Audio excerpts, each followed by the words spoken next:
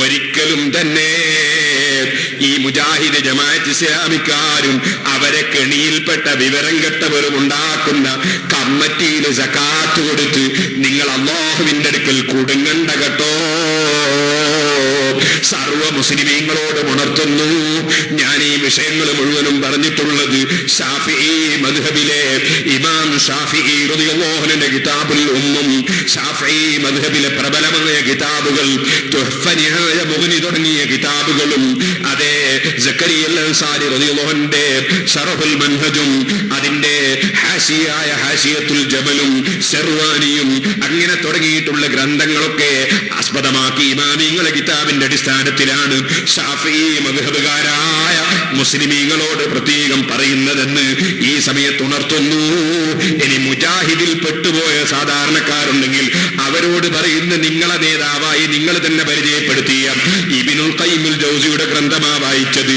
ജമാഅത്തെ ഇസ്ലാമിയിൽപ്പെട്ട സുഹൃത്തുക്കൾ ഉണ്ടെങ്കിൽ അവരോട് പറയുന്നു നിങ്ങളെ പ്രബോധനമാ ഞാൻ വായിച്ചത്.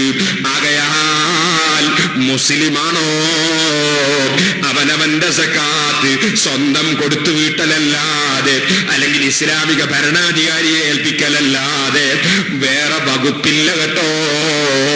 ഒരു വിശ്വസ്തനായ ഒരു വ്യക്തിയുടെ കയ്യിൽ സകാത്തിന്റെ സംഖ്യ കൊടുത്തിട്ട് അല്ലെ വസ്തു കൊടുത്ത് ഇത് നിങ്ങൾ ഇന്ന ആൾക്ക് കൊടുക്കണമെന്നോ അല്ലെങ്കിൽ അർഹതപ്പെട്ടവർക്ക് കൊടുക്കണമെന്നോ ഒരു വിശ്വസ്തനായ സകാത്തിന്റെ മസലകളൊക്കെ അറിയുന്ന ഒരു വ്യക്തിയുടെ കയ്യിൽ കൊടുത്താൽ അത് സ്വന്തം കയ്യിലൂടെ കൊടുക്കുന്നത് പോലെ തന്നെയാണ്. എന്നാലും നല്ലത് അവനവന്റെ കൈ കൊണ്ട് കൊടുക്കാൻ സൗകര്യമുണ്ടെങ്കിൽ അതാണ്, മറ്റതിന് വിരോധമില്ലെന്നേ ഉള്ളൂ. ഞാന് കട്ടുപ്പാറ വെച്ചു പല സ്ഥലത്ത് വെച്ചും കാണിച്ചു മുജാഹിദിന്റെ തട്ടിപ്പ്. പലിശ വാങ്ങുന്നു, സകാത്ത് പിരിച്ചിട്ട് അവര് കൈവശം വെച്ച് പലിശക്ക് ബാങ്കിൽ കൊണ്ടുപോയി ഇടുന്നു. സകാത്തിന്റെ പൈസ കൊണ്ട് പ്രസ്സിൽ പ്രിന്റിംഗ് ചാർജ് കൊടുക്കുന്നു. അതുപോലെ കേന്ദ്രവിഹിതം എടുക്കുന്നു. മറ്റുള്ള മൗലവിമാരെ വീടുകൾക്ക് വയറിംഗ് ചെയ്യുന്നു. ഇങ്ങനെ പല പരിപാടിയും നടത്തുകയാണ് എന്നുള്ളത് ഞാൻ സ്ക്രീനിൽ വെച്ച് തെളിവ് സഹിതം ബോധ്യപ്പെടുത്തി. അതൊന്ന് ആദ്യങ്ങളും കേട്ടോളി എന്ന് വെച്ചോട്ടവനെ കേട്ടു പറ. ഇത് കണ്ടോ നിങ്ങൾ, മുജാഹിദ് കൊല്ലം ഇറക്കിയതാണിത്. KNM കാരപ്പറമ്പ് ശാഖ സകാത്ത് സെൽ മസ്ജിദുൽ മുജാഹിദീൻ കാരപ്പറമ്പ്.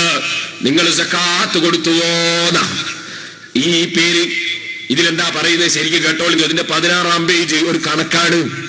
മുജാഹിദുകൾ ആൾക്കാരോട് സകാത്ത് പിരിച്ചു വാങ്ങിയിട്ട് മുജാഹിദിന്റെ പണക്കാരോട് സകാത്ത് വാങ്ങിയിട്ട് മൗലവിമാര് അതിന്റെ കണക്ക് പ്രസിദ്ധീകരിച്ചതാണ്. അതിന്റെ കണക്കൊന്ന് വായിച്ചു കേൾപ്പിക്കട്ടെ, കേട്ടോളൂ. KNM കാരപ്പറമ്പ് ശാഖ സകാത്ത് സെൽ 2005 ഒക്ടോബർ മുതൽ 2006 സെപ്റ്റംബർ വരെ വരവ് ചെലവ് കണക്ക്. മുൻ വർഷത്തെ ബാക്കി 41,160. കഴിഞ്ഞ കൊല്ലം കൊടുക്കേണ്ട സകാത്ത് കൊടുക്കാണ്ട് അവിടെ വെച്ചിട്ടേ കഴിഞ്ഞ കൊല്ലത്തെ സകാത്ത് ബാക്കി ഉണ്ടല്ലോ ആൾക്കാരോട് പിരിച്ചെടുത്തിട്ട് കൊടുക്കാണ്ട് സൂക്ഷിച്ചിരിക്കുകയാണ് മൗലവിമാർ. ഇതിന് ബാങ്കിൽ കൊണ്ടിട്ട് പലിശ വാങ്ങാനേ. അതാണ് മുൻ വർഷത്തെ ബാക്കി 41,160.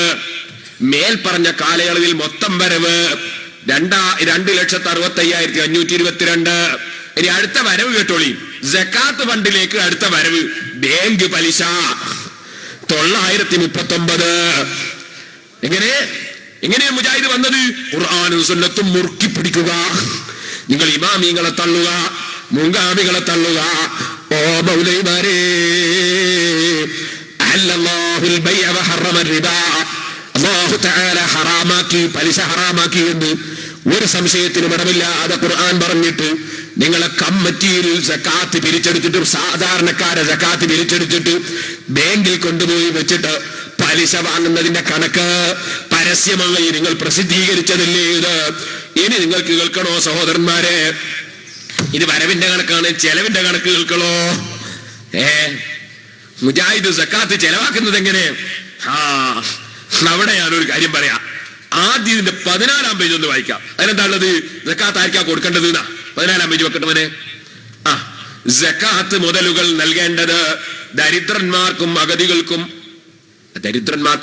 അടുത്ത് കേട്ടോളെ.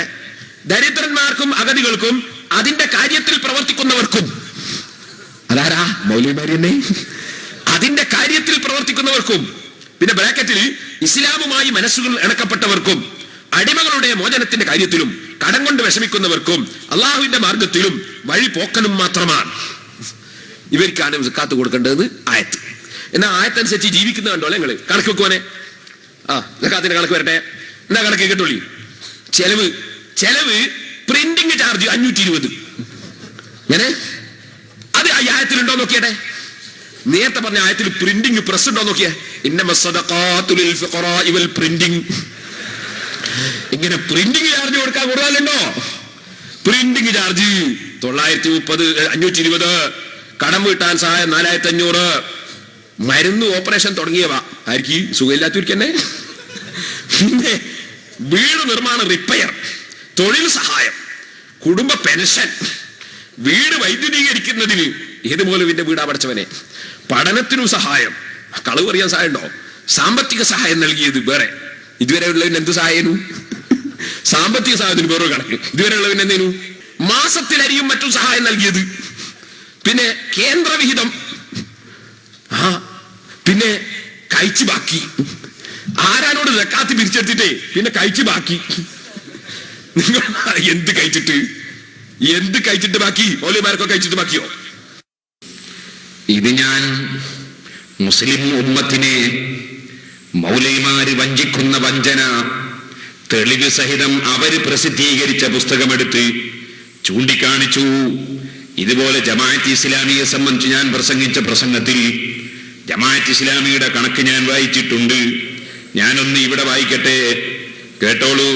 വരവ് ചെലവ് കണക്ക് ഇശാഅത്തുൽ ഇസ്ലാം സക്കാത്ത് കമ്മിറ്റി ആലത്തൂര്. സക്കാത്ത് 1,98,22. കാർഷിക വിളകളുടെ സക്കാത്ത് 3,385. ഫിത്ർ സക്കാത്ത് 1,14,069. അങ്ങനെടോ ഫിത്ർ സക്കാത്ത് അരിയോ ഗോതമ്പോ മറ്റോ അല്ലേ കൊടുക്കണ്ടേ? അങ്ങനെ 1,00,000 അരി. പിന്നെ ഏതാ കാണുന്ന ഉലുഹിയത്ത് സക്കാത്താ. ഉലുഹിയത്ത് 1,22,600. പിന്നെന്താ അറിയോ? എല്ല് വിറ്റത്.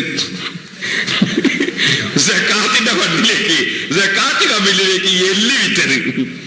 പിന്നെ തോല് വിറ്റത്. സുബ്ഹാനല്ലാഹ്. ഉലുഹിയത്തിന്റെ മാംസത്തിന്റെ തോല് വിൽക്കാമോ? എന്തൊക്കെയാ ചെയ്യുന്നത്? ഉലുഹിയത്ത് അറുത്തവന്റെ ഉലുഹിയത്തും നഷ്ടപ്പെടുത്തിയില്ലേ? ആഖിറത്തിൽ ചെന്ന് നോക്കിയാ എല്ലും തോലുമല്ലാതെ ബാക്കി ഉണ്ടാകുമോ? നിങ്ങളൊന്ന് ആലോചിച്ചു നോക്കൂ സഹോദരന്മാരെ. പിന്നെ ഇതിന്റെ ചെലവിന്റെ കണക്ക് കേൾക്കണോ നിങ്ങൾക്ക്? മുൻവർഷം സക്കാത്ത് അധിക ചെലവ്, മുൻവർഷം ഉലുഹിയത്ത് അധിക ചെലവ്. 1076, 4,456. 29 പേർക്ക് ചികിത്സാ സഹായം, 5 വനിതകൾക്ക് തയ്യൽ മെഷീൻ, 4 പേർക്ക് ആട്, 2 പേർക്ക് കച്ചവടത്തിന്, 8 പേർക്ക് കക്കൂസ് നിർമ്മാണം, 4 പേർക്ക് വീട് റിപ്പയർ ചെയ്യാൻ, 4 പേർക്ക് കടം വീട്ടാൻ, നിർധനർക്ക് വീട് തറ, വാനൂര് ദയാപുരം. മദ്രസക്ക് ധനസഹായം. മദ്രസക്ക് കൊടുക്കാൻ പറ്റുമോ സക്കാത്തിന്റെ പൈസ എടുത്തിട്ട്? പിന്നെയോ ഇസ്ലാമിക പ്രവർത്തനങ്ങൾക്ക് ജമാഅത്ത് ഇസ്ലാമിന്റെ പ്രബോധനം വെറുതെ കൊടുക്കാനേ, അതാണ്. പിന്നെ പ്രിന്റിംഗ് ആൻഡ് സ്റ്റേഷനറി, ഫിത്ർ സക്കാത്ത് ബിരിയാണി അരി. പിന്നെ ഉലുഹിയത്ത് 20 ഉരുക്കളുടെ വില, അറവ് കൂലി, വാഹന വാടക, മറ്റിനും ചികിത്സാ സഹായം, നീക്കിയിരിപ്പ്, ബാക്കി കയ്യിരിപ്പ് കണക. നിങ്ങളൊന്ന് ആലോചിച്ചു, സക്കാത്തും ഇതും തമ്മിൽ എന്താ ബന്ധം? അപ്പൊ മുസ്ലിം സഹോദരന്മാരെ, സക്കാത്തിന് കമ്മിറ്റി ഉണ്ടാക്കിയിട്ട് നിങ്ങൾ ആലോചിച്ചോളണം. അതാ ഖുതുബയുടെ ഭാഷ മാറ്റിയിട്ട് ജുമാ ബാത്തിലാക്കി. നോമ്പിന്റെ സമയം സുബ്ഹി ബാങ്ക് കൊടുത്ത് ഇഖാമത്ത് കൊടുത്താലും വെള്ളം കുടിക്കാമെന്ന് പറഞ്ഞ് നോമ്പ് ബാത്തിലാക്കി. നിസ്കാരത്തിന് നിയ്യത്ത് വേണ്ട എന്ന് പറഞ്ഞ് നിയ്യത്ത് ബാത്തിലാക്കി.